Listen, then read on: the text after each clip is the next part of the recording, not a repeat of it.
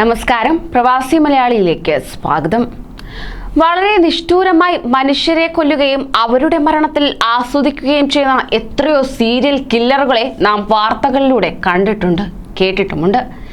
ഇന്നും ഇത്തരത്തിൽ തെളിയിക്കപ്പെടാത്ത ഒട്ടനവധി കേസുകളാണ് നമുക്ക് ചുറ്റുമുള്ളത്. കൊലപാതകങ്ങൾ മാത്രമല്ല, പീഡനങ്ങളും ഇത്തരത്തിൽ വാർത്തകളായി വന്നിട്ടുണ്ട്.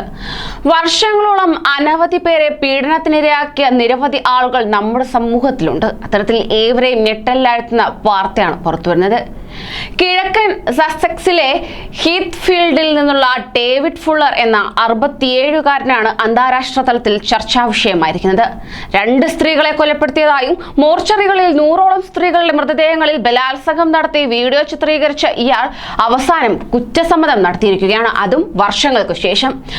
UK ആശുപത്രികളിലും മോർച്ചറികളിലും ജോലി ചെയ്തിരുന്ന ഡേവിഡ് ഫുള്ളറാണ് കുറ്റം സമ്മതിച്ചിരിക്കുന്നത്. 1987-ലാണ് കേസിനാസ്പദമായ സംഭവം നടക്കുന്നത്.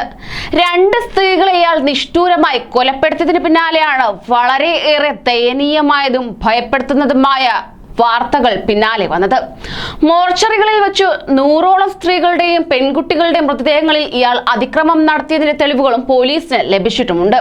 മൃതദേഹങ്ങളിൽ ലൈംഗിക പീഡനം നടത്തുന്നതിന്റെ ദൃശ്യങ്ങൾ ഇയാൾ തന്നെയാണ് ക്യാമറയിൽ പകർത്തിയിരുന്നത് എന്നും ഇയാൾ കോടതിയോട് പറഞ്ഞു. ഇതിന് പിന്നാലെ വീട്ടിൽ ഒളിപ്പിച്ചിരുന്ന ദൃശ്യങ്ങളടങ്ങിയ ഹാർഡ് ഡ്രൈവുകൾ കണ്ടെത്തിയതായി പോലീസും വ്യക്തമാക്കിയിട്ടുണ്ട്. സ്ത്രീകളെ കൊന്നതായി ഫുള്ളർ നേരത്തെ തന്നെ സമ്മതിച്ചിരുന്നുവെങ്കിലും കൊലപാതകം നിഷേധിക്കുകയായിരുന്നു. ഇതിന് പിന്നാലെ ജസ്റ്റിസ് ചീമാഗ്രബ് അദ്ദേഹത്തെ പുനർവിചാരണയ്ക്കായി വിധേയനാക്കിയതിനു ശേഷം 2 കൊലപാതകങ്ങളിലും കുറ്റക്കാരനാണെന്ന് കണ്ടെത്തുന്നതിന് ജൂറിക്ക് നിർദ്ദേശം നൽകുകയും ചെയ്തു.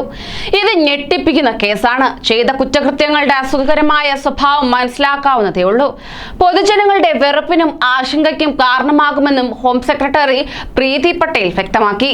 30 വർഷങ്ങൾക്ക് മുമ്പ് തങ്ങളിൽ നിന്ന് ക്രൂരമായ ജീവിതം അപഹരിച്ച 2 യുവതികളായ വെൻഡി നെല്ലിനെയും കരോലിൻ പിയേഴ്സിനെയും ഓർക്കാൻ ഞാൻ ആഗ്രഹിക്കുന്നു. ഒടുവിൽ നീതി ലഭിക്കുന്നതിൽ അവരുടെ കുടുംബാംഗങ്ങൾക്ക് ആശ്വാസം കണ്ടെത്താനാകുമെന്ന് ഞാൻ പ്രതീക്ഷിക്കുന്നു എന്നും അവർ കൂട്ടിച്ചേർത്തു. ഇലക്ട്രീഷ്യനായി ജോലി ചെയ്തിരുന്ന ഇയാൾ 2 മോർച്ചറികളിലെ 78 ഇരകളുമായി ബന്ധപ്പെട്ട 44 കുറ്റങ്ങൾ ഉൾപ്പെടെ 51 കുറ്റകൃത്യങ്ങളിൽ അദ്ദേഹം കുറ്റസമ്മതം നടത്തിയിരുന്നു. 12 വർഷത്തിനിടയിലാണ് ഇയാൾ ഇത്തരത്തിൽ കുറ്റകൃത്യം നടത്തിയത്. എന്നാൽ ശിക്ഷ വിധിക്കുന്നതിനുള്ള തീയതി ഇനിയും നിശ്ചയിച്ചിട്ടില്ല. സമീപകാലത്ത് നടത്തിയ DNA പരിശോധനയിലാണ് കേസിൽ വഴിത്തിരിവുണ്ടായത്. 2.5 മില്യൺ പൗണ്ട് ചിലവ് വരുന്ന ഒരു വലിയ പോലീസ് ഓപ്പറേഷൻ. ബെഡ്സിറ്റ് കൊലപാതകങ്ങൾ എന്ന് വിളിക്കപ്പെടുന്ന ഇരട്ട കൊലപാതകങ്ങളുമായി ഫുള്ളറെ ബന്ധപ്പെടുത്തിയിരുന്നു എന്നും അന്വേഷണ ഉദ്യോഗസ്ഥർ വ്യക്തമാക്കി. അദ്ദേഹത്തിന്റെ ഉമിനീരും മറ്റ് DNA-യും മിസ് കെനലിന്റെ കിടക്കയിലും ടവലിലും മറ്റ് സാമ്പിളുകളിലും കണ്ടെത്തി.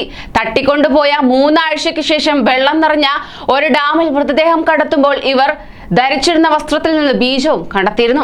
അങ്ങനെ കൊലപാതകങ്ങൾക്ക് അറസ്റ്റിലായതിനെ തുടർന്ന് ഫുള്ളറുടെ വീട്ടിൽ നടത്തിയ പരിശോധനയിൽ കുട്ടികളുടെ ഉൾപ്പെടെ ദശലക്ഷക്കണക്കിന് നഗ്ന വീഡിയോകളും ചിത്രങ്ങളും കണ്ടെത്തിയിരുന്നു.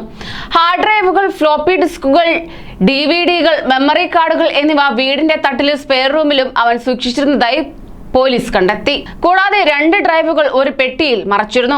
അത് ഡ്രോയറുകളുടെ ഉള്ളിൽ പിൻഭാഗത്ത് സ്ക്രൂ ചെയ്ത് ഒരു വാർഡ്രോബിനുള്ളിൽ സൂക്ഷിച്ചിരിക്കുകയായിരുന്നു. മോർച്ചറികളിൽ മൃതദേഹങ്ങൾ ദുരുപയോഗം ചെയ്യുന്നതായി ഫുള്ളർ റെക്കോർഡ് ചെയ്ത ദൃശ്യങ്ങൾ ഈ ഡ്രൈവുകളിൽ ഉദ്യോഗസ്ഥർ കണ്ടെത്തിയിരുന്നു. അതോടൊപ്പം തന്നെ 2008-നും 2020 നവംബറിനും ഇടയിൽ 3 കുട്ടികൾ ഉൾപ്പെടെയുള്ള സ്ത്രീ ശരീരങ്ങളെ ഇയാൾ പീഡിപ്പിക്കുന്ന ചിത്രങ്ങളും വീഡിയോകളും ഇരകളുടെ പേരുകളുള്ള ചില ഫോൾഡറുകളിൽ അടങ്ങിയിട്ടുണ്ടായിരുന്നു. അതേസമയം കൊല്ലപ്പെട്ടവരിൽ 20 പേരെ തിരിച്ചറിയാൻ പോലീസിന് ഇതുവരെ കഴിഞ്ഞിട്ടില്ല. ഫുള്ളർ 1989 മുതൽ ആശുപത്രികളിൽ ഇലക്ട്രിക്കൽ മെയിന്റനൻസിൽ ജോലി ചെയ്തു വരികയായിരുന്നു.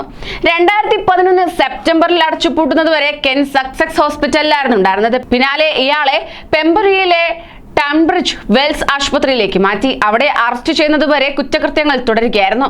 ഫുള്ളർ വൈകി ഷിഫ്റ്റുകളിൽ ജോലി ചെയ്യുകയും മറ്റ് ജീവനക്കാർ പോകുമ്പോൾ മോർച്ചറിയിൽ പോകുകയും ചെയ്യുമെന്നും പലപ്പോഴും ഒരേ മൃതദേഹങ്ങൾ ആവർത്തിച്ച് സന്ദർശിക്കുകയും ചെയ്യുമെന്നും അന്വേഷണ സംഘം വ്യക്തമാക്കി. കൂടുതൽ പ്രവാസി വാർത്തകൾക്കായി ഈ ചാനൽ സബ്സ്ക്രൈബ് ചെയ്യൂ.